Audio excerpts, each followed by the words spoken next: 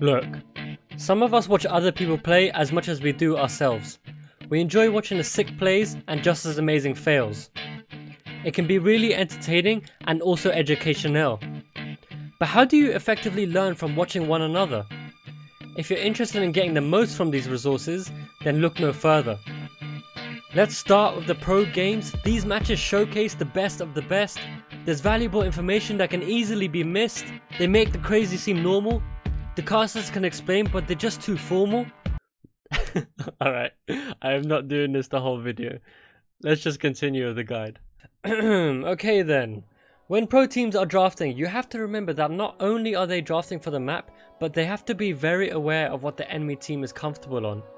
This is difficult to translate into Hero League or Team League, as you're playing against different people most of the time. You should pay specific attention to when they pick certain heroes in the draft. You'll almost never see only assassins before the second ban phase. All in all, I won't talk too much about pro team drafts, as different regions and individual teams have their own comps, and they can pull off things that are simply not possible to do without coordination. Generally speaking, you will see signs of our meta in the competitive scene, but it's not a good idea to replicate absolutely everything.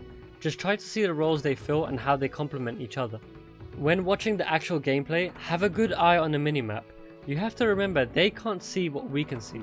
You have to put yourselves in their shoes to understand why they are checking certain bushes or making strange rotations. For example, if a team looks like they are taking a risky boss or objective, it may be because they've had vision on the enemy and know that they have a very short window to carry out whatever they have set out to do. Positioning of tanks is one of the most important factors too. Often you will see that pro teams are using their front line to stand in odd locations. However, they do this in order to provide vision for their team, but also to set up potential ganks.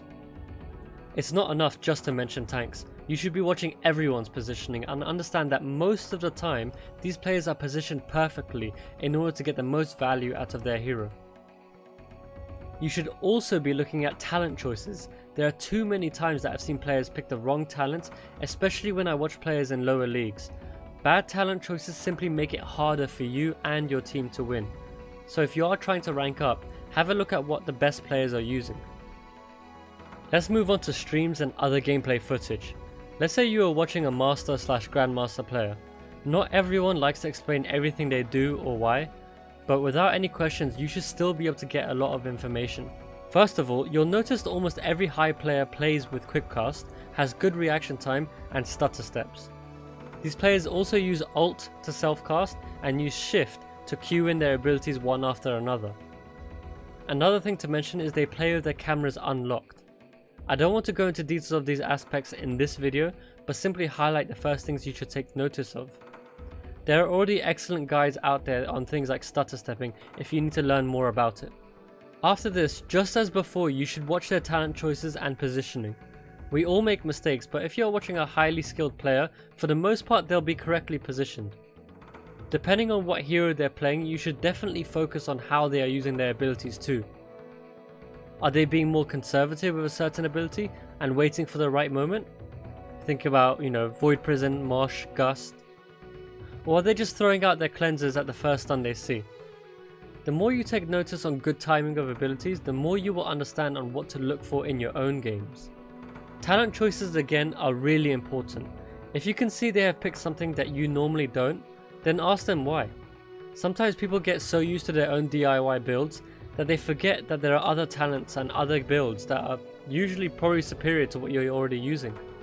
In terms of drafting for Master and Grandmaster players, if you see something abnormal such as Gazlowe or Nova picks, it's usually because they're just bored of picking the strong meta heroes, or they're just so good that they can get away with subpar heroes.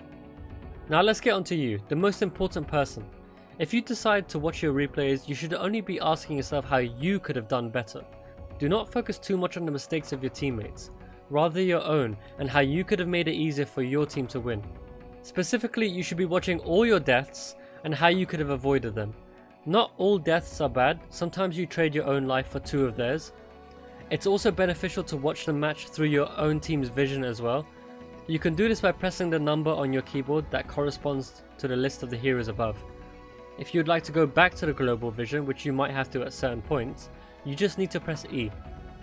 Looking at your own team's vision means that you can evaluate what information you had and what you didn't have.